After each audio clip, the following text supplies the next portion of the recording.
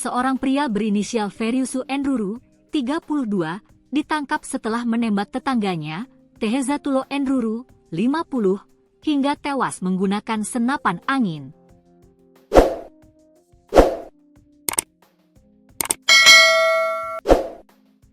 Insiden tragis ini terjadi di Desa Ehoda Baleka, Kecamatan Lahusa, Kabupaten Nias Selatan, Sumatera Utara, Rabu, 3 September 2025.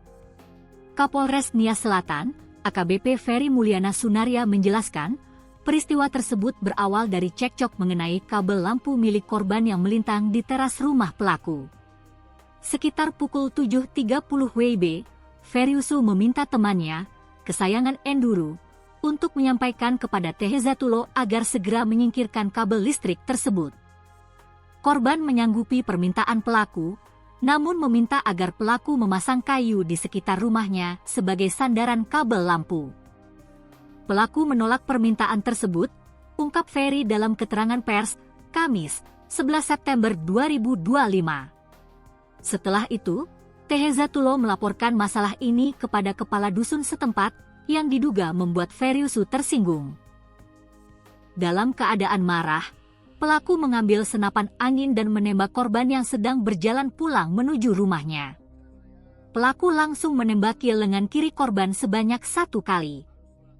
Korban kemudian berlari ke rumah dan menemui istrinya. Saat itu, istri korban berusaha merekam kejadian tersebut, namun pelaku mengancamnya dengan senapan agar tidak merekam, tambah Ferry. Setelah menembak, Feriusu meninggalkan lokasi kejadian.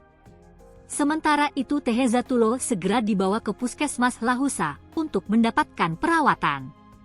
Namun nyawa korban tidak dapat diselamatkan. Polisi yang segera menyelidiki kasus ini berhasil menangkap pelaku di hari yang sama. Feriusu kini ditahan untuk proses hukum lebih lanjut. Mereka dijerat dengan pasal 338 subsidiar pasal 351 ayat 3 KUHP tentang pembunuhan atau penganiayaan yang mengakibatkan kematian, tandas Ferry.